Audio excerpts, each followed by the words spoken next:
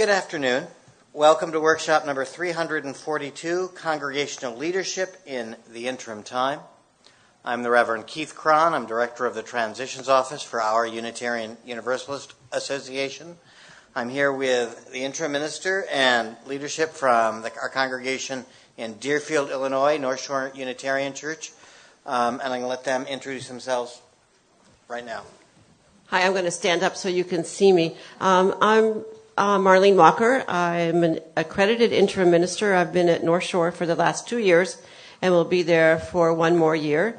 I've been in ministry for almost 25 years, and about 14 of those now have been as an accredited interim minister, and I love my job.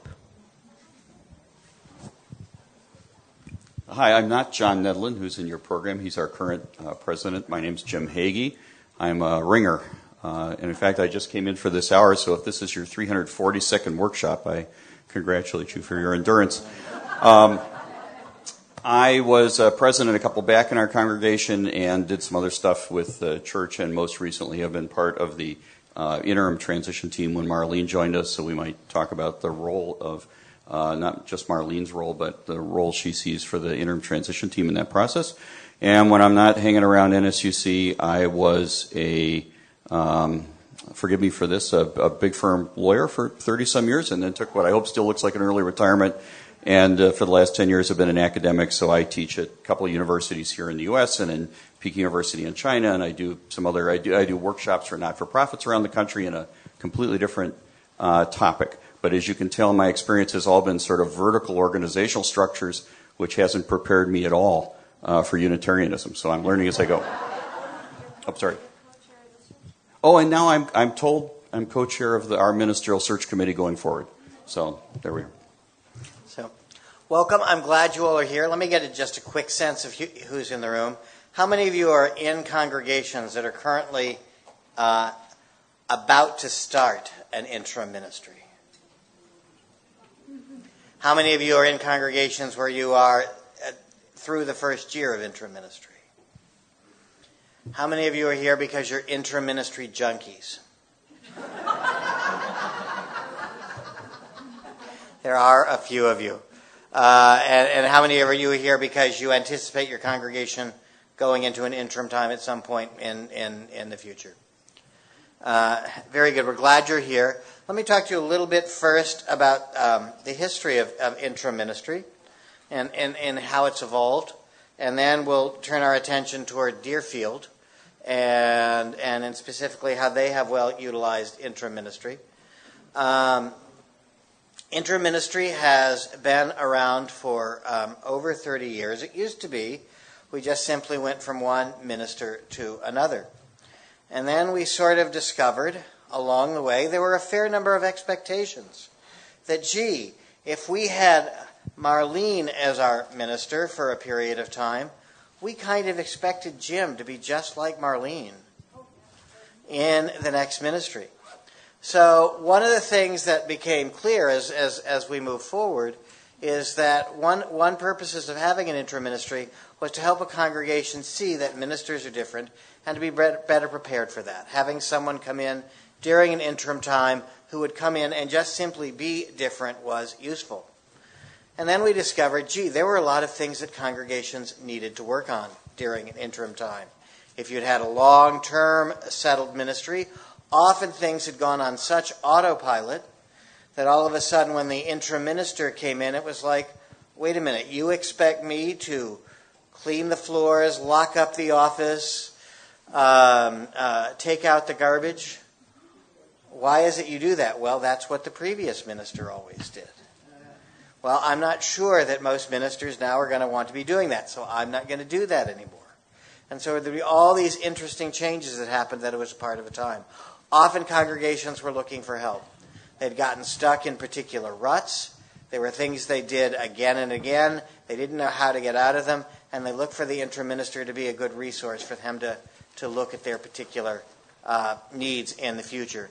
Sometimes the interim minister there was there to help the congregation heal after a particularly difficult ministry.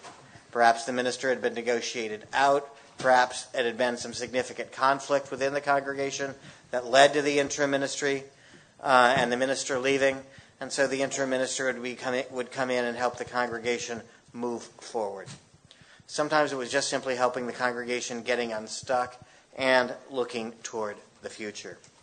So let's start by hearing a little bit about the interim ministry in Deerfield. And Jim, if you'll tell us a little bit about how Deerfield's situation and how it got into interim ministry. Well, I have part of the history. Deerfield's been around for 55 maybe years now. I'm new to NSUC. I've been there 16 years. And I'm new to Unitarianism. When I did that, my wife was a seventh generation Unitarian, so I acquired Unitarianism as part of the negotiations. North Shore Unitarian Church has a congregation of 330, 350 congregants, so sort of mid-sized by, I think, denominational definitional standards. Has been around for a long time. It's suburban. It has its own very nice building. It has a vibrant religious education program, and in its 55 years, it's had plus or minus 3 ministers.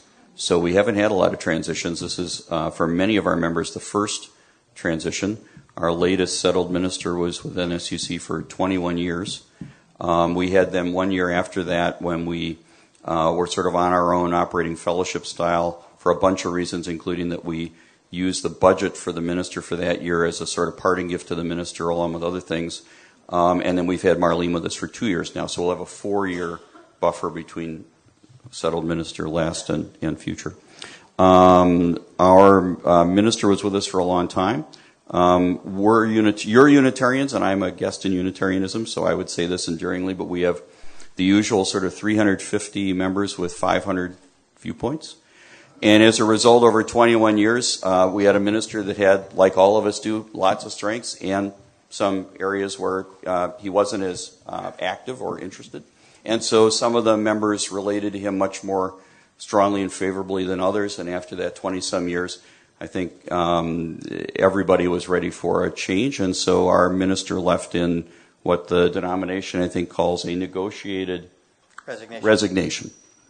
Yay. So our minister is off doing other great things, and we wish him luck, and we embarked on the process you're going to hear about. And Jim, let me ask a follow-up. What were some of the things you thought the congregation needed to work on during the interim ministry time? Sure. What did you think the congregation needed to work on during the interim ministry time? Again, many of you have much more grounding in Unitarianism than I do. I've only been at this for 15 years, but to me, part of it is, of course, we have lots of viewpoints in the building and lots of different styles and preferences. And so I think while we all celebrate each other, looking all for the same thing in whoever is going to be our settled minister, our hired minister, is a challenge. And so I think some of the behavioral stuff was sort of letting go not only of the past, but whether you were the closest supporter and friend of the past minister or hoping for something else. How do you bring all that together with an open mind and look forward toward the next thing, and without the sort of baggage of what either the old habits or, frankly, the old expectations were? I think that's where we came in, although our diagnostician is going to be a better judge of what we're like than probably I am. Well, Marlene, before we get to that question, just talk to us about why you do interim ministry and why you like it. I'm going to stand up because I'm pretty short. I do it because I love it, Keith. And the reasons I love it, what really drew me to it is it's amazing to be involved with a congregation as it makes a turn to a new direction and to health. It's the most rewarding ministry I've ever done, to work with a congregation for a couple of years and know that I'm leaving them in a stronger place and with the potential for a really successful ministry. And I love meeting new people, and I love being in new places, and I love figuring out systems. I like walking into a new congregation and saying, okay, well, how does this work? How does this system work? And how could it continue to work even better, maybe? And, how can we tweak this? And, maybe sometimes push it. But that's why I do it. I've seen congregations who are in pretty difficult places coming out of conflict and unsurety about their direction, and then through the interim process really get clarity and move into a much stronger place and have really thriving ministries after I've left. So that's why I do it. And why did you want to go to Deerfield? It was an hour and a half from my home. No.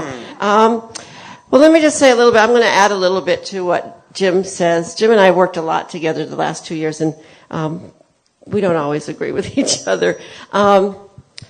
Deerfield had a fair amount of conflict, and I kind of like to go to congregations that have had conflict. Working with systems in conflict is enjoyable when you're not the point of the conflict. So, and it was the size of congregation I like working with. And I also, in talking with the search committee, it was real clear to me that Deerfield was really ready to do the work, because I really prefer to work with congregations that are really ready to get in there, roll up their sleeves, do the work, do some transformation. And it was really clear to me that Deerfield did that. And Deerfield did something else that Jim didn't mention. He said there was that year where they were kind of on their own. That wasn't exactly true. They contracted with one of our wonderful interim colleagues, Barbara Child, who's in the room, to do what she calls fast start. Is that what you're calling it? Jump start. And so Barbara did consulting with them for the year when they were in between ministers, and she came for 5 or 6 long weekends and did a bunch of workshops and really helped them get ready for the interim. And a lot of the work I've done at Deerfield has built on the work that Barbara did in that year. So did I get that right? Okay. So let me ask this question for both of you. Was there any sentiment in the congregation about, do we really need an interim minister? Can't we just get another settled minister? Because as the transitions office, I run into that a lot of times. And if you heard that, what did you respond to those folks? I think my guess is it's a common, if not universal, reaction. I mean, first, you have some people who are sort of looking backward and either mourning or feeling relieved, whichever it is. And then, to counteract that, you want to look forward and jump to the next thing. And so if you want to be cheerful and look forward, you're eager to get going. And I don't think it's obvious. It wasn't obvious to our congregants necessarily why they needed to sort of either stand in place or take a lap. Now, that's not how we've used, I think, these 3 and now coming 4 years. But it seems like that when you just think, okay, there's that. Now what's the next thing? So you want to dial up Boston. And, I've seen these movies. Bing Crosby comes and something new happens. So you want that. And it takes a lot to resist that impulse to want to just move on. I think the other important thing, Marlene says we disagree. It's only because she hasn't seen me try to be gracious before. And he's funny. I was sincere the first time about the fact that while I certainly have a view, and there are at least 500 other views amongst our 300 congregants of what happened in the past, we're not the best observers of that, right? You never see yourself accurately. And so Marlene's comments today are going to give you a much better view of what in the world was going on with us than we had, and Barbara. I will say the one thing we learned, whatever the different views in the congregation were and the conflicts were and the controversy, what Barbara, I think, showed the congregation, and Marlene certainly has, and I'm a analytics guy, I'm not a touchy-feely guy, so saying this sort of gags me, is we learned from each of them that we were worthy of attention and love and moving forward, which I'm not sure we understood when we were sort of panting in the parking lot at the end of this process we'd just gone through. I would add that I think before Barbara came, there was a lot of question about whether, why can't we just go get another minister right now? And I think the work that Barbara did really helped the congregation see that they needed work. And actually, it was clear when I arrived the first year that it was going to take more than the usual 2 years. So I think, that process really helped really clarify with the congregation that they needed to do the interim work. And I guess the other day I'd say, because I don't live Keith's life, which is a very busy and I think difficult life sometimes. It's a communications challenge too, right? To the congregation, explain what's going to happen to them at the beginning, because the easiest thing is to feel like you've turned to Boston to order up somebody new, and the one-word summary is no, right? And it's not that. It's that there's lots of other things that are going to go on.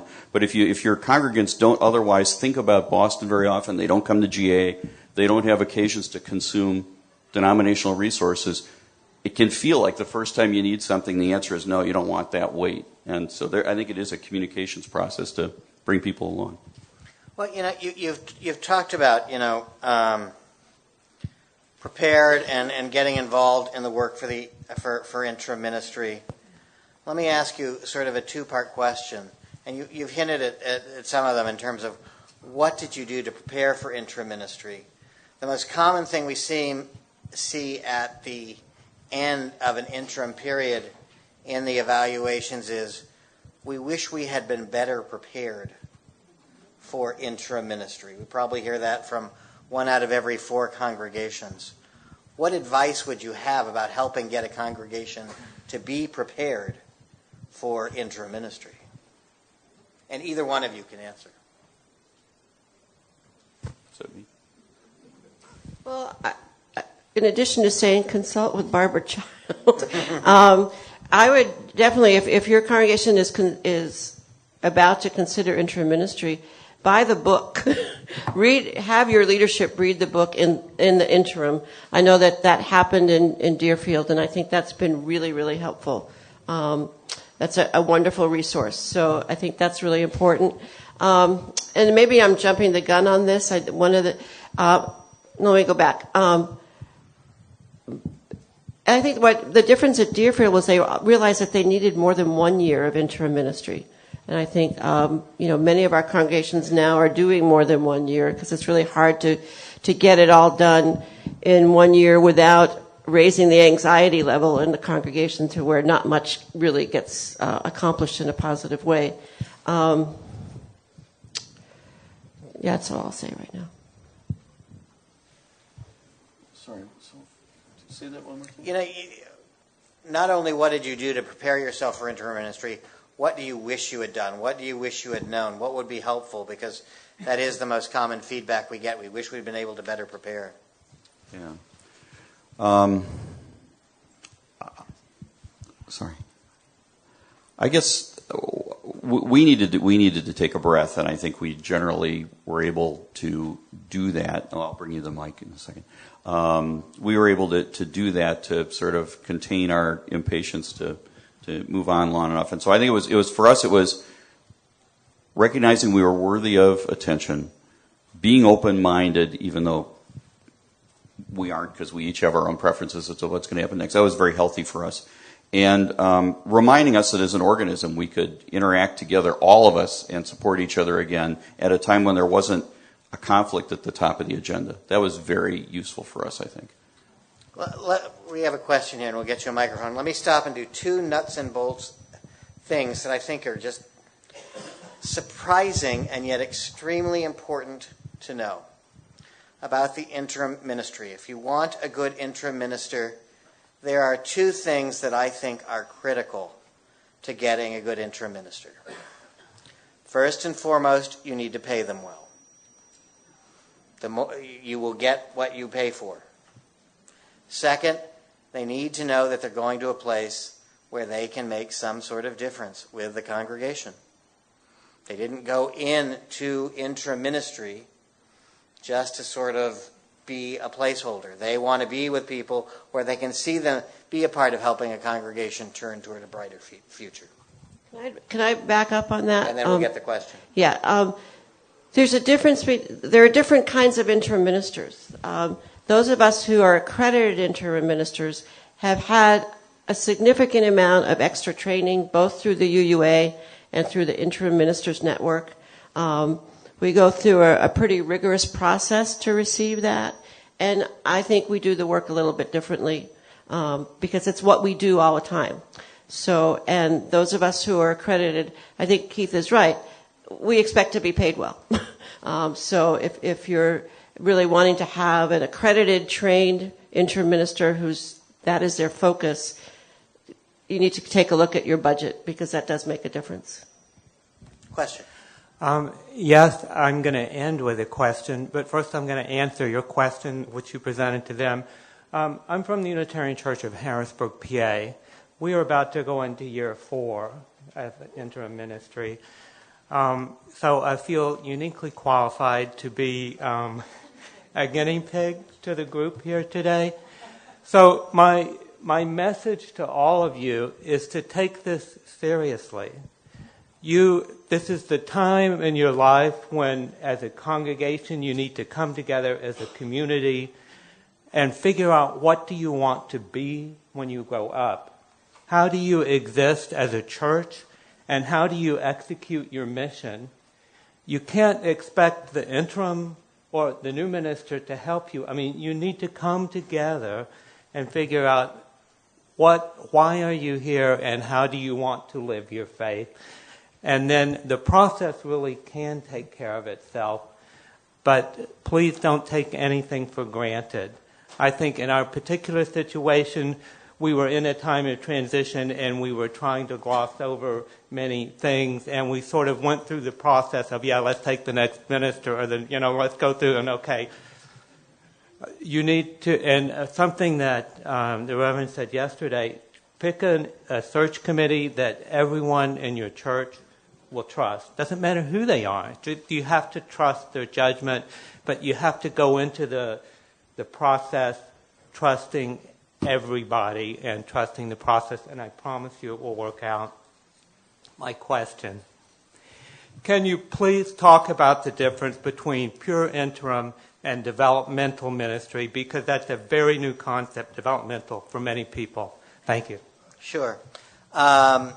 I'll go ahead and jump in there, and then I'll come back with my next question for you. I wanted to respond to him. Well, then go right ahead. So, because it's a really good segue. One of my interims about 4 or 5 interims ago, I had a great board chair, John Maher, actually, from Cedar Rapids, and he started teasing me and calling me coach. And I said, but that's it. That's it. That's, as interim ministers, we can't do your work for you. We cannot fix you. If you think you're going to get an interim minister, no matter how good they are, and you think they're going to come in and fix you and you're going to be fine, it ain't going to happen. We are just the coach. We can make suggestions. We can say, hold up the mirror and say, this is what I see. Is this what you want to be? But the congregation has to do the work. We cannot do the work for the congregation. Both the leadership and the members really need to work together because it's your congregation. Interim versus developmental, and if you have a question, we'll get to them, but I suggest we hold most of our questions till the end because I have a few more questions for them and then we can open it up. Interim ministry is what most congregations do after the departure of one settled minister and as they move toward the next settled ministry. Most of our congregations now do 2 years of interim ministry. Sometimes a minister will retire at Christmas time, wants their last service to be the Christmas Eve service. We'll see an 18-month interim ministry in some places from time to time. Occasionally a congregation wants to do it in less time. Interesting statistic, just to sort of file away. Congregations that do 2 years of interim ministry in the last 6 years have found a settled minister 90% of the time. Are actually 18 months on. Congregations that have tried to do interim ministry in just 1 year have found a settled minister 56% of the time. And some of that is about the process that it takes to really help a congregation turn toward a new future. In some congregations, often with a significant history of things not going well for a variety of reasons, often some type of misconduct on the part of someone within the congregation, sometimes the minister, sometimes for other reasons, they realize they are at a moment. And the moment is sort of this. If we do not really take some time and really work on some extremely significant foundational issues, that's going to take more than 2 years, but it's probably going to take somewhere between 4 to 7 years our church has a good shot of disappearing. The most common example that was written about in the world was our congregation in Boulder. They'd been a congregation of 300. By the time they decided to enter into developmental ministry, their worship services were down to 30 members. And they decided now is the time for us to either get it together or go away. So developmental ministry is for the more intense moments in a congregational life when you know your options are far more limited and everyone needs to get really, really involved in resurrecting the life of the congregation. The other thing that Boulder did that was slightly different, that I think is a great hallmark, not every developmental ministry does it, but let me hold it up as a congregation that was truly committed to developmental ministry. They entered into a 5-year contract with the minister that basically said, if we move to fire you at any time before the 5 years are up, we have to pay you for all 5 years. And that's because we know if we're going to really change the culture of our congregation, you are going to say some stuff to us that some of our members are truly not going to like. That they are going to get really mad. And this is our way of ensuring that we will stay the course during these 5 to 6 years of developmental ministry. Sadly, most of our other developmental ministry congregations aren't quite willing to take the risk, but boy, do I hold that up as a great example of a congregation committed to writing the course on its future and saying, we really are going to work on these things regardless of what it takes. So we are talking about a way more intense time in the developmental ministry. And often what we're seeing is really repeated significant problems within a congregation that they have not been able to solve. So you have been in interim ministry for 2 years. What are some of the things that you have worked on as a congregation during the interim time? Well, from a sort of objective perspective, we have been working on sort of revitalizing our new membership. We've had a membership program all along that's done okay, but during a period of change, you have to sort of refocus on that, so we've been focused more on that. We've had a very, very active religious education program over decades, but where a combination, I think, of our being distracted and the demographics of our community has meant that we have, 100 maybe children in RE now, where we at one point had 300, so we're focused on that as well. We have some I'm a lawyer by trade, so I've seen lots of complicated deals and documents, but our bylaws were organic in the sense that you looked at them and you thought, gosh, there must be a history behind a lot of very, very strange provisions, including things you'd never expect to see in bylaws. Not that they were good or bad, it's just that, like, why would we put that in our bylaws? 38 pages long. 38 pages long, with lots of very nuanced, if you want to change the flowers on Tuesday, then you've got to sort of do this.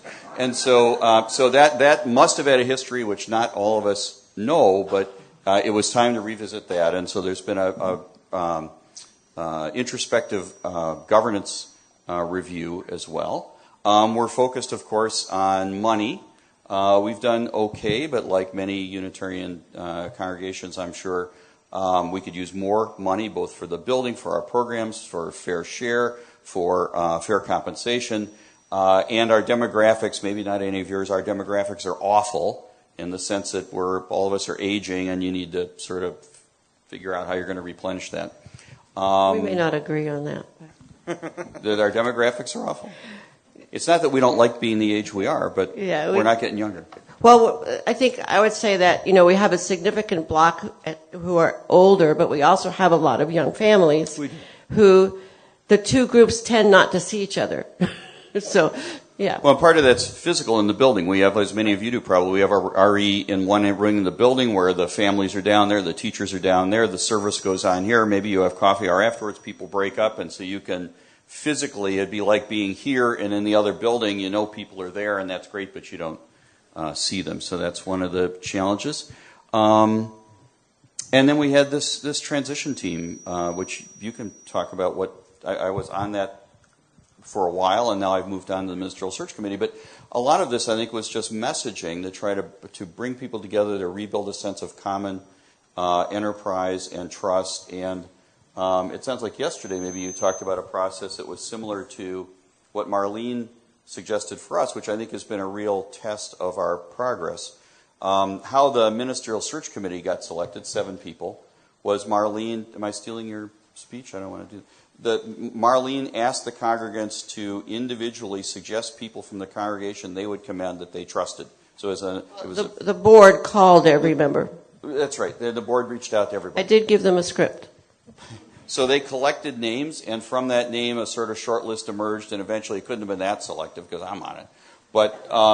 But there was no controversy about that. Just think about that. In a congregation that has lots of viewpoints and is free to express them, we've just been through a bunch of other conflicts. There was no groundswell against that or lobby for people or to. There was a consensus from the grassroots, and when that group was named, everybody said, "Great." That's a real indication of trust amongst the members that I think 3 years ago they would not have been able to do. Yeah, there are a few concrete things that we did. First of all, the transition team was wonderful. John Nedlund, who's not here, was the board chair, and the transition, we're getting some feedback, so I'm going to move away a little bit. The transition team was selected before I arrived, and the leadership did a great job of selecting a great transition team who primarily worked with me in trying to figure out what needed to happen. As we said earlier, there was a negotiated resignation. There had been significant conflict. Congregations that are in conflict learn bad habits. And so one of the first things we did is we went through a process and created a covenant of right relations, which did not exist before. And it sort of changed and had the congregation think about how did they want to treat each other. There were times when voices would get raised, and people were not treating each other or staff really well. So that kind of turned that process along, and I think that really led to the process for the search committee to be done in a way that was without controversy. And I guess and that disappointed a couple people too, right? So I think while we celebrate all of our members and you want to keep them, if people find the change of course under leadership of an interim to just be unacceptable to them, then maybe they're better served someplace else. We do have one member who said they did not vote for the covenant of right relations, and it doesn't apply to them. That's true. That's true. Who's still a member? Who's still a member? We love her. So that was one thing we did, and then it was really clear that the governance structure had to change. This was a 350 at that time, 360 member congregation that had a board where every board member had a portfolio. So it was a board that had built into its structure micromanagement. We had an HR trustee and a property trustee and a finance trustee. And so just at this last congregational meeting, we passed the first step in moving towards policy-based governance and changed the board to an at-large board that can focus on the real board work. And that was done without any controversy as well. The plan is this year to completely replace the bylaws, not even try to tinker with them anymore, just to write a new set of bylaws. The other thing I think that is not an actual thing, but is more about the relationship side of things. The congregation had never really, for a very long time, at least in recent history, had never really had a collaborative staff team. And I know that in the last 2 years, I've put a lot of energy into creating a staff team that worked collaboratively. And that trusted each other. And trusted each other and could work together. And actually, I was told before I got there that if I did nothing else, that would be enough. So,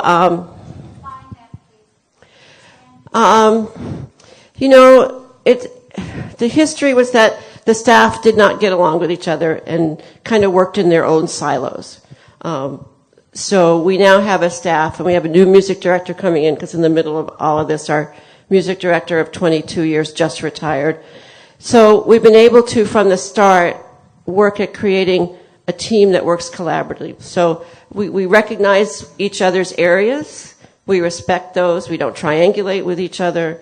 We now have a staff worship team made up of myself, the DRE, the music director, and the junior choir director, and the accompanist, and we meet regularly to plan services together. So it was a real learning for the congregation to see staff that really could work together. The other thing that I've worked on relationally is really strengthening pastoral care. And really beginning to start to put together a really functioning caring team. And I'm pointing to our vice president and the other co-chair of the caring team who really have worked these last 2 years to really put together a caring team that is really responsive to the pastoral needs of the congregation. So we have got some congregants back there, by the way. So, but thank you, Sally. And I suppose on that point, while everybody has strengths and weaknesses, and our long-standing minister had many strengths, pastoral care was not, I think, in fairness, whether you loved him or didn't like him, was not one of his passions. And so I think one of the challenges we saw on the transition team, and I think Marlene saw too, was the congregants of all the things you looked at various people in the church for, including the minister. When there was a pastoral care issue, no one thought to involve or call the minister because you just didn't expect that. And so that was a very healthy part of the transition for us. Two things on the sort of staff side. In transitioning from micromanagement, part of it was having a strong staff, right? So I was board president, I don't know, 8 to 10 years ago, and one of the reasons you micromanaged is because you micromanage, and the other is if there's a vacuum, you have to fill it. And we don't have the vacuum now, which is very helpful. The staff are capable, and one of the things we're trying to model, including since the bylaws were passed, so just in the past 2 weeks, I happen to be interested in property stuff. I got drawn into something on the property side where some of the folks who'd been involved in property in the past were there, and I tried to model, I think successfully, our administrator would say, in saying, well, we're working for you, and looking to the office administrator every time, which was not resisted, just very confusing for the other people in the room. So my view is we're the volunteers, we're working for the office rather than the volunteers directing the office. That's a change we're going to have to continue to model over time. And I guess back to trust. The other thing I would say, one strength I think we've always had is the volunteer leadership, whether it was the boards over the past 10 years or the interim transition team with Marlene. Those groups were trustworthy in the sense that they could deal with sensitive issues and keep them to themselves. And that was one thing we weren't dealing with, is a lot of sort of collateral information sharing amongst those groups. That's been a strength we already have. A lot more transparency. And transparency. Yeah. I mean, I think, this is about how interim ministers and leadership worked well together. We've worked really transparently together. And I think that has also filtered down to the congregation because they see the minister and the staff and the leadership being transparent and working together. It's given them permission to do that as well. Well, let me take that. That leads actually to my next question. For both of you, it's like clearly the interim minister and the board are really focused on a lot of different things. How did you share all of this with the wider congregation? Maybe not as well as we might have, but we did our best. We had a lot of, when I first arrived, we did a series of listening circles. We've had a whole lot of town hall meetings. Are you tired of town hall meetings? Not yet. So we've had a lot, and we changed the structure of our annual meeting as well. There had been a history of some conflict around annual meetings, and so the first year I was there, I decided that the annual meeting would take place within a worship service. So that set the tone of the annual meeting, and we just did that again this year, and it worked really well. And the benefit of that, I think, is certainly was tone. Partly was you could meet your quorum. We had a very high quorum requirement, which was tough to meet. And third, it tended for the meeting then not to go on forever because it seemed like it was bookended by the front and back end of a sermon. So you didn't have, 300 people, although that's welcome, each make a comment. And it went for 6 hours, which then, of course, dissipated your quorum. So it really worked really, really well for us. And what was my other thought? And then, before annual meetings, we would do a series of forums so that people could come and ask questions about the budget, ask questions about bylaw changes. So that's some of the ways that and then we, through social media, and we have a weekly newsletter and that kind of thing, and occasional sermon here or there. An occasional sermon here or there. Let me ask you about transitions team, because it's often a question that when you start an interim time, people know absolutely nothing about a transition team. What was the transition team used for in Deerfield? And you can talk about what happened in Deerfield. You might want to expand to other congregations where you've had a transition team too, just so that people get their minds around some sense of it, because literally probably one in 3 people who we talk to about the interim time goes, tell us about the transition team. So I use a model, I think I might have got it from you, Barbara, actually, that I send to, as soon as I know I'm going to an interim, I send the definition and the description of the transition team to the board chair, and say, this team needs to be in place before I get there. And it sort of describes the kind of people who are best on it and who, what their role will be. It's worked for me in every of my interims, sometimes better than others. I mean, and so the way I work, and then I communicate with them. So this is actually before I'm actually on staff yet, so that team is ready to be working with me right away. So and some of my colleagues do it differently. Some of them will actually have the transition team set up a series of meetings. I haven't done it that way. I usually wait and do the listening circles. But the transition team helps me plan what tools I need to use. As interims, we come in and we have a number of tools, and we use some tools in one congregation and others in another congregation, depending upon, every congregation is different. So the transition team is the group that helps me say, this is what I'm seeing. This is what I think we need to work on. What do you think? So they're sort of my feedback system.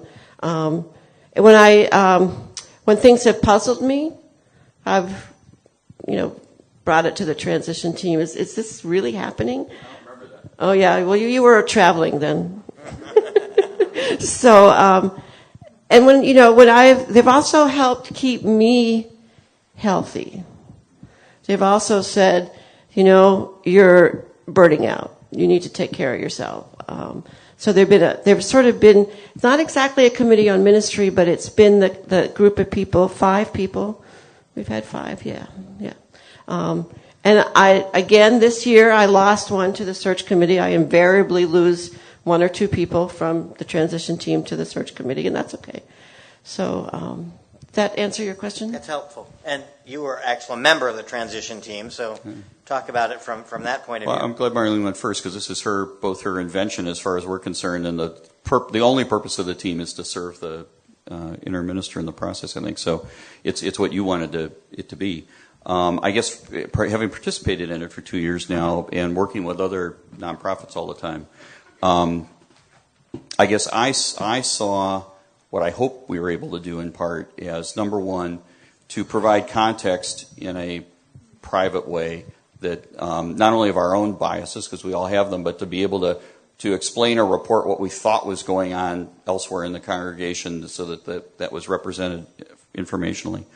And as you say, second, to not only to make sure you didn't burn out, but to sort of continually reevaluate priorities, because it's been a very busy couple of years. Marlene's worked really hard, frankly, much harder than I've seen settled ministers do sometimes, at least in our congregation. And the priorities keep shifting, because some congregant will come in with his or her own hope or passion or complaint, and it's easy to get distracted about where you're going to put the flower pot for 3 days, because that's a proxy for control, right? And it's not about the flower pot, it's back to the real agenda, and so I think there's that. And then the third thing I hope is that we're all human, including your interim minister, oddly enough, and I hope that we were sort of without being practiced at it, a therapy group, in the sense that once in a while you say, God, I can't believe what kind of week I had, and actually we can, because we live that too. So I'm hoping it was therapeutic, not just informational. They were good kvetch holders. But I have other kvetch holders too. That's important. too. But they really helped me on the perspective.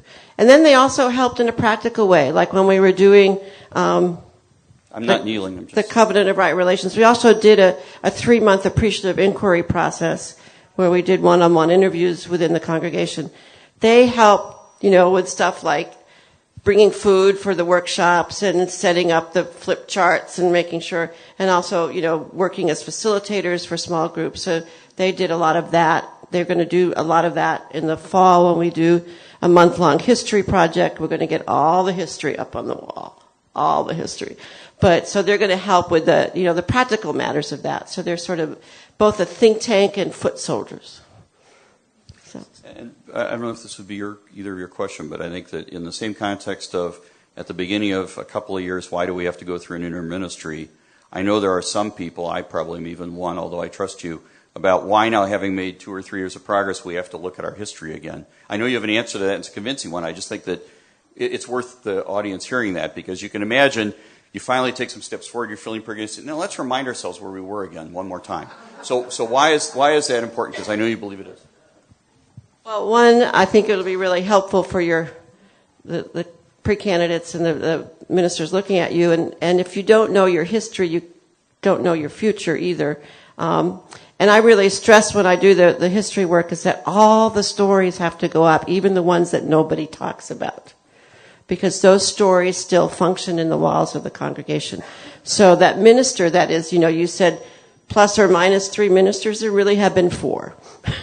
So why is that minister not counted? That story has to go on the wall. So, because, and then once we get the timeline up on the wall, we do a process where I work with the congregation in a workshop, and we look at the history and we ask the question, what patterns do you see? And which patterns do you want to continue, and which ones do you want to leave behind? So that's one of the reasons you look at the history, so that you don't carry those old patterns forward into your new ministry. So, and then the timeline itself goes away. It's not about the piece of paper. It's not about the stuff written on the paper. It's about the process. You all have talked some about, where you needed help, where you needed to do work. What were some surprises that you hadn't expected in terms of, we need to work on this? We hadn't even thought about the fact that we need to work on this. What would you say was like the biggest 1 or 2 surprises during the interim time so far? I don't know.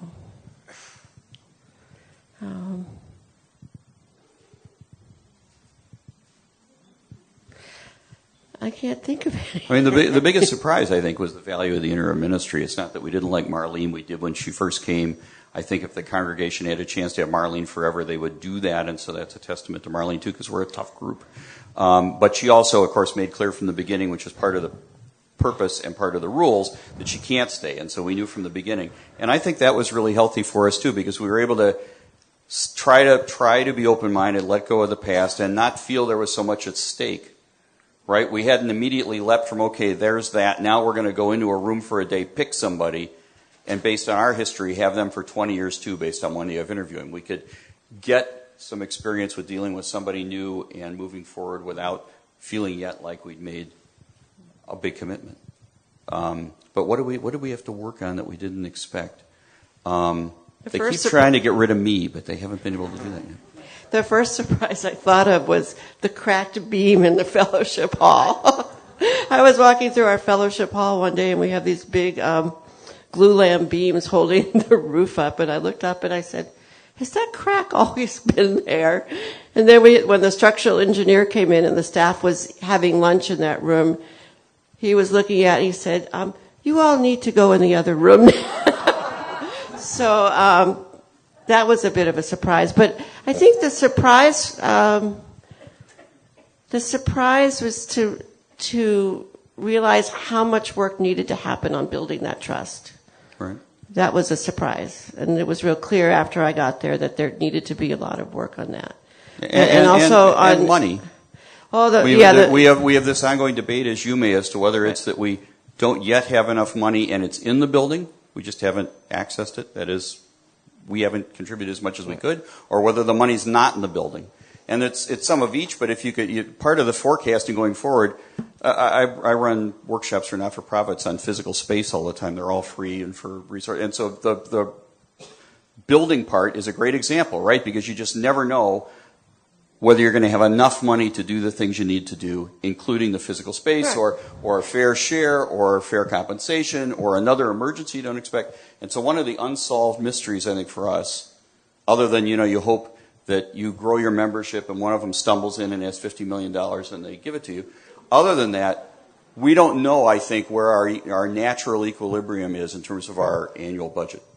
Yeah, and after, with a 20-year ministry too, you don't see things in the physical plant, and a new person comes in and sees them. And then, building surprises happen. In the last 2 years, we've spent $150,000 of unbudgeted money on property. And not to glamorize or renovate, just to sustain and repair. Right. And that to me is a great example of a very typical surprise.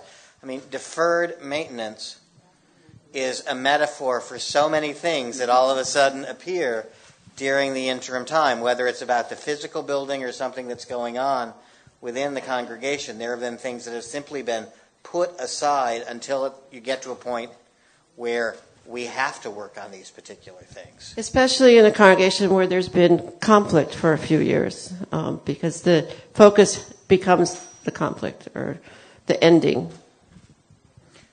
Last question, and then we'll take questions from the floor.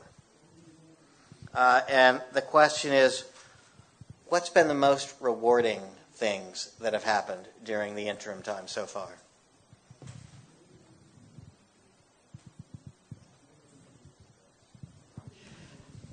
The most recent, most rewarding thing is we had leading up to our last annual meeting, we did not have a really successful annual budget drive. Pledging was flat, expenses were way up. We were really wanting to add another staff position, and clearly we weren't going to be doing that. In order to balance the budget, the board eliminated the funding for our quartet, our paid quartet that sang with our choir, who all happened to sing with the lyric opera. You can do that in Chicago. There clearly wasn't going to be funding for that, and the congregation was already only paying a quarter of its annual program fund, and the board had to, in order to balance the budget, drop that to zero. And so and we did a second ask, we did a third ask, we did a lot of asks for people to go a little bit deeper. And we had a town hall budget forum before the annual meeting, and we had gotten about $20,000, I think. And so the budget forum started, and, we got the usual first respondents saying, oh, how can we do without the quartet?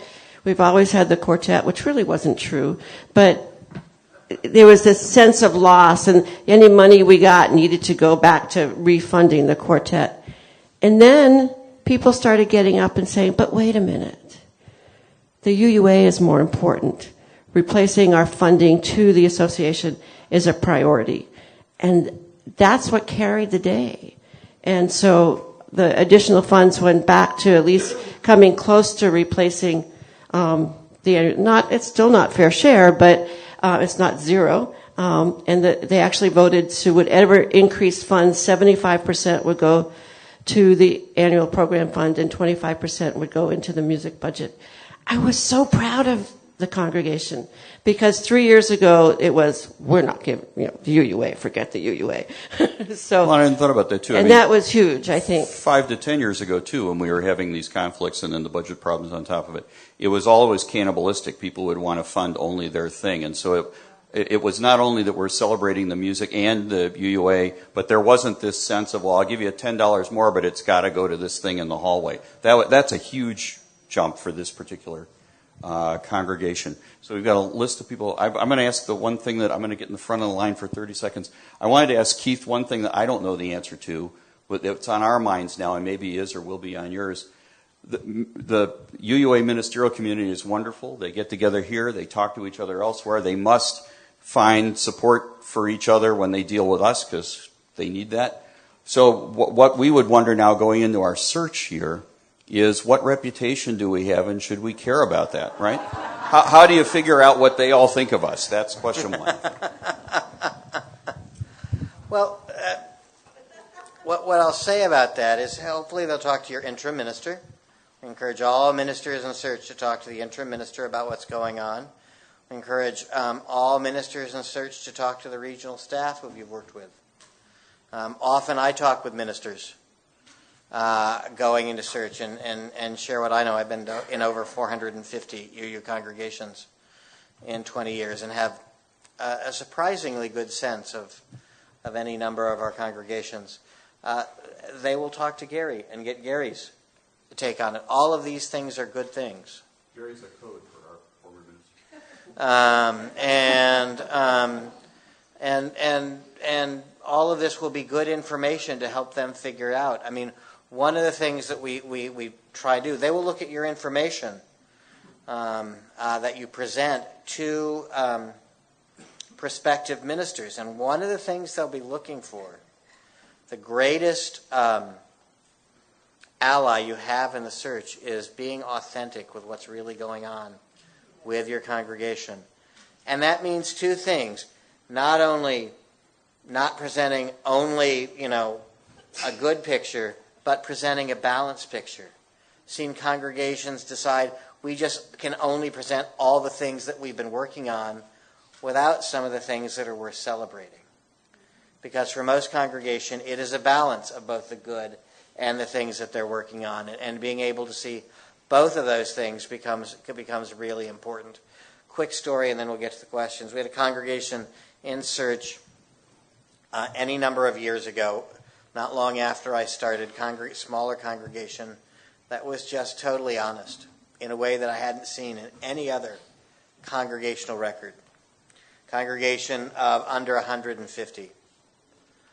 Literally because of their honesty, they got twice as many ministers interested in them than any other congregation of their size. And what I kept hearing from ministers is, this congregation seems different, and I know what kind of ministry I would be walking into and what kind of ministry I might be doing with this congregation, as opposed to hearing that everything is fine, we just want a minister who preaches good sermons. It was refreshing to hear that they have had a long-standing conflict about whether or not they wanted to grow, because that felt totally honest to me, and it was like I didn't feel like I was going to walk in where I'd been told that they wanted to grow and then have 20 people get mad at me. I've not been so popular at ministry days in a long time. So ministers are coming already to talk to me about, what's North Shore like.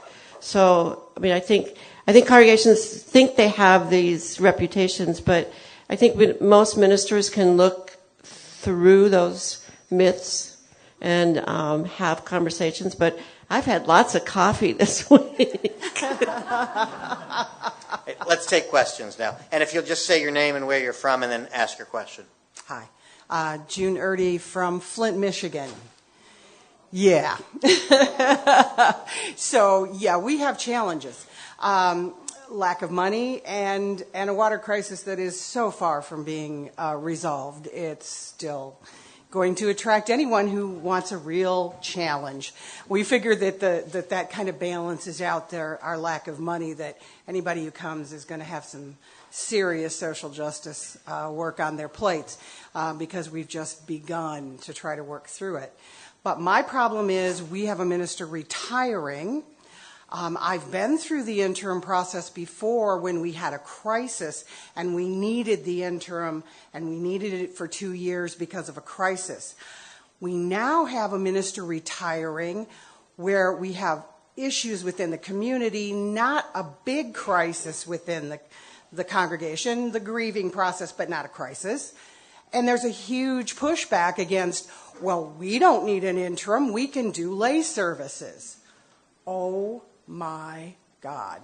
Please give me some help as to how I help people understand how critical that interim process will be to getting a good fit for the next person we call. I feel like I'm a little bit isolated and in the desert with that. So that would be huge. Thank you. Let me just say this. We've had 2 congregations that I have been aware of that have tried to go straight from one settled to the other. It's been a good experiment in that they both have experienced significant difficulties in the search process. And they weren't as popular as they expected. They didn't get the quality that they expected. They had ministers, as soon as they learned they didn't have an interim minister, pull out of the process. It just shows up as a huge red flag to potential ministers that it's like, what is it the congregation, is trying to avoid, and so therefore the questions keep people from applying. Keith, can I ask you a question related to that? When I went to James Reeb before Deerfield, you assigned me to James Reeb. They didn't go through the interim search. Is that still happening? Yeah. For congregations who have particular needs, that they would just say, assign us someone who can fill this description and this need that we have? Every year we've had about 1, maybe 2 congregations who have said to us, we are in chaos, or we do a bad job of selecting, or some other reason. Could you just assign someone for us? I'm actually willing to do that. Talk with the regional staff, sometimes with the outgoing minister, talk with interim ministers, and present someone. You can still say no to them and then proceed into the second round, but that is an option. Question? Yes, I'm Tim Pickering from Blacksburg, Virginia.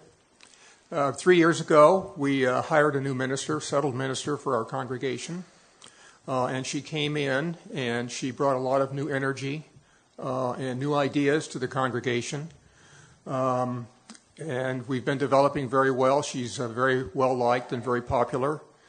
In the last year, we have gone through a mission, vision, covenant process. We've had the Latham workshop about how to do this. This was at the urging of the minister. And our congregation has a lot of energy, a lot of forward motion. At our June annual meeting, we approved our new mission, vision, covenant statement. And recently we learned that our minister was leaving for family reasons. And we all are very sad, but we understand the reasons why she's leaving. The concern I have is as we go into the interim process, since we've already gone through all this self-evaluation and come up with new ideas about where we want the congregation to go, how do we avoid let's say, the appearance that we're going to have to do this all over again with the new interim minister, rather than capturing all this energy and moving it forward? One of the things that I think is vitally important, which I have been on a bandwagon about for the entire time I've been in the office, is getting ministers to actually talk to each other. So that I think it's vitally important that the interim minister talk to the settled minister and find out what has been going on, what needs to be worked on, where have they put a lot of energy. One of the things we asked on the interim application process, where do you not need to lose momentum? Where do you need to keep the momentum going?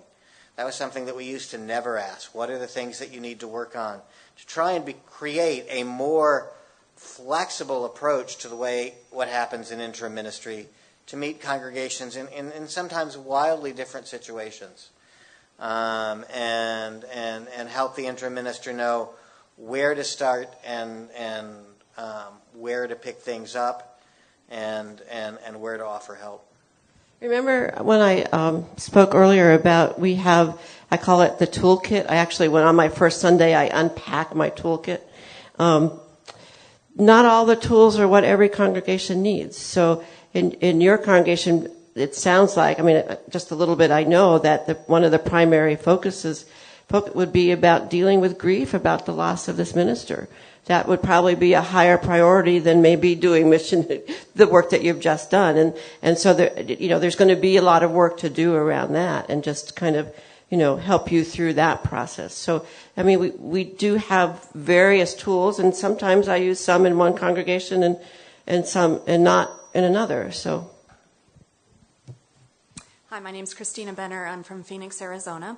And I'm the membership coordinator of my congregation. And so we're facing a possibility of going into an interim time period. And I'm not concerned. My question is pertaining to membership growth and membership retention. I'm not concerned about more established members of the congregation who have experienced an interim minister before. But more so about less established members and newcomers and potential members to our congregation who are already starting to give me feedback that they're not sure how invested they want to get in our congregation. And I'm wondering if you have any suggestions or talking points, and also, are there any reasonable expectations for growth or stagnation during the interim time? Do you want me to go first, or you want to talk about that? I can talk about that a little bit. I thought you might. The general expectation is that you may not see membership growth during a time of transition. I mean, it's realistic for people to say, hey, I'm going to sort of wait and see who the new minister is. I don't want to get attached to this interim minister because then I'll have to say goodbye to yet one more person. And so I've gone into all my interims telling people that. I will say that in every one of my interims, they've surprised me, and there's been membership growth. We had, I think it was 18 new members just this year, and they were they were from young adults to seniors to families. So that was a surprise. So people are attracted to congregations that are looking forward. So if they come and they see a congregation that is really looking into the future, then they feel like that's a place to be. But there'll be some people who will kind of step back. And then there will be other people that will step forward. And that's part of one of the developmental tasks is to deal with that transition in leadership and bringing new people into leadership. So you may see some of that, but some of that you don't have any control over. So. I mean, there will always be people who will be attracted to a congregation because of a minister. And that's the reason that they come. They have a particular affinity with a particular minister. They're unless they somehow are incorporated into the life of the congregation beyond their relationship with the minister, they're the ones most likely to leave. The people who become incorporated into the life of the congregation, who become a part of the various things, who make connections that make them want to stay in the congregation, those are the people who write it out and stay. Carol. Hi. Carol Walker from Adelphi, Maryland. I want to get some answers to something that I think would be helpful to people. As most people know, the interim minister is hired by the board or some subset of the board without congregational input. How do you deal with, especially in a two-term interim, the need or the feeling among some in the congregation that they want to provide congregational input, particularly when it comes to matters of the appraisal of the ministry for the first 6 months and then a year? What's been the experience of the congregations being able to participate in that process while still retaining the integrity of the initial agreement with the interim minister? The other thing is sort of related to that. You might start off with a template for an interim minister and then realize perhaps at the end of the first year that you want to do some tinkering. You might want to say, we'd like to see more pastoral care or something like that. How do you deal with that kind of, the template versus the real, so to speak? Let me jump in on that because it's a great question. We do provide an evaluation for interim ministry. We now recommend in a 2-year interim it happens at 3 times. Once at 6 months, once at 12 months, and once at the end of the time. It is not an evaluation of the interim minister. It's an evaluation of how the congregation and the interim minister have done the work of interim ministry together. So in some ways, the congregation is evaluating itself. The leadership is evaluating itself about how it has participated in the interim ministry process. And that's often when they get that first evaluation where we get a lot of comments, we wish we had been better prepared for interim ministry more, because they realize how much work there actually needs to be done when they hadn't really thought about it.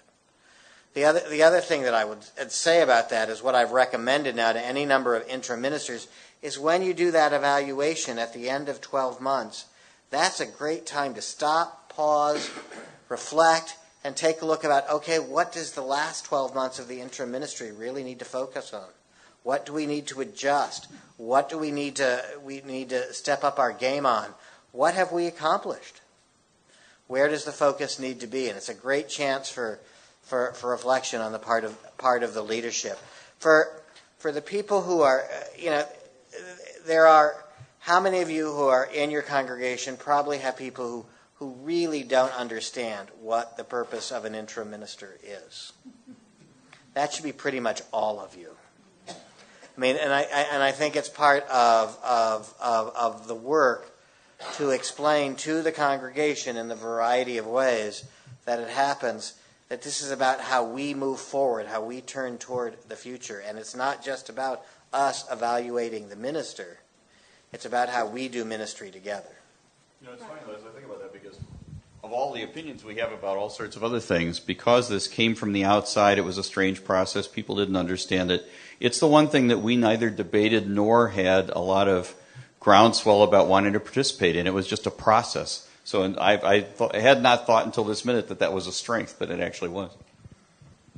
I just want to respond to that. The way I do the appraisals is I fill it out myself, and then every board member fills it out, and then we have a special meeting where we go around and share our responses to the questions, and then we have a conversation about it. The appraisal form itself is not what's important. It's that conversation that's important, and the decisions that are made about how to move forward from that conversation. Yes, I'm hired by the board. I work for the board. I could not do the kind of work that I do if I were called by the congregation. So it's a different relationship, and I think it's important to recognize that that's a different relationship. And I don't have a template for interim ministry. It depends on the congregation is who sets the template. So I'm not quite sure what you mean by a template, as I don't have one. We have 3 people at the microphone and 4 minutes. 4 people, 1 minute apiece. Okay, my question, Cindy Terlazzo from York, Pennsylvania. My question has to do with communication. We've talked about it a couple different ways. I was thinking about when you do those workshops, the history one, or the listening circles, or even the information you're just talking about, how does that information get dispersed to the larger congregation and not just to the people who are invested enough to show up at the meetings, because that's part of the challenge. That's always the challenge in congregations, isn't it? We do it in multiple sources. And no matter how many different ways we do it, there will be people who say, I didn't know it. So we just keep trying to be better at it. And, at North Shore, we do bulletin boards. We do, our electronic newsletter. We do everything we can think of. And still, you can't make the horse drink the water. You can put the water out. So we do our best. This is a comment, not a question, because we have Marlene. So we're working hard in Deerfield, but I also want to mention Barbara Child. If she hadn't come as a consultant, she made us see what kind of condition we were in. There were a lot of tensions, unhappiness, lots of things had gone on that contributed to that, and Barbara was a wonderful help. Thank you. My name is Randy Bick. I'm from Flint. And after 50 years of being at this congregation, that's been my first time on the board, July 1st. I've done lots of other things. How would we know, since I didn't make the decision to call our interim, so I'm entering the board and I'm going to be having some more conversations with our moderator who spoke earlier. How did they know we didn't need a developmental intervention rather than going to interim? June, hear that question, if you're still here? And then when would we know that perhaps we need 2 years interim since we're at this point negotiating a 1-year contract? and that would be very helpful to me. Thank you. When you do the 6-month evaluation, that would be a good time to have a conversation. Is this time enough? So when you come to January and you come to the mid-year evaluation for the first time, that's when you should, with your interim minister, have a serious conversation. Is how are we doing? Do we need more time? What serves the congregation best as we move forward? In terms of developmental minister, we have now learned after any number of years that the best route through a development minister is to have an interim minister first, who walks in and kind of goes, you know what? 2 years isn't going to be enough here, and probably 3 years isn't going to be enough here. This looks like a longer program, and that's where we've seen the most success. I'm Isabel Burney from Blacksburg, Virginia, the same congregation that Tim was talking about. We love our minister who had to leave after 3 years. And our board and I think the congregation was really hoping to have an interim for 1 year and get the search done for 1 year. And I want to know how realistic that is for both things. And because you said that those congregations that had 1 year interims were not as successful. So is that a red flag for prospective ministers? It often is. Remember the success rate is 56%. So it's slightly better than half, but it does raise questions. A lot of it will be about how the search committee talks about this with prospective ministers, and how well the board works with the interim minister through the interim ministry process. And sometimes there are special circumstances. It depends, but for the most part, congregations generally do better when they have 2 years as opposed to 1. And as an interim coming in, and I've never actually had this experience. I know colleagues who have. It's really important for the search committee to not be in place before we get there, so that there can be some space, some time to breathe, and for us to be able to help you in that process. So with the search committee is already there, it doesn't work so well. I wouldn't want to come in as a minister following such a beloved minister and having only 1 year of interim. That's just setting you up for failure. Let me thank Jim and Marlene for coming and sharing so much of Deerfield's story. Really, really helpful. Really, really good for us to hear. Let me remind you, in the UUA bookstore, in the interim, Barbara Child and I are the co-editors, written by interim ministers about their experience with interim ministry, a great guide for your congregation as you go through the process. Thank you.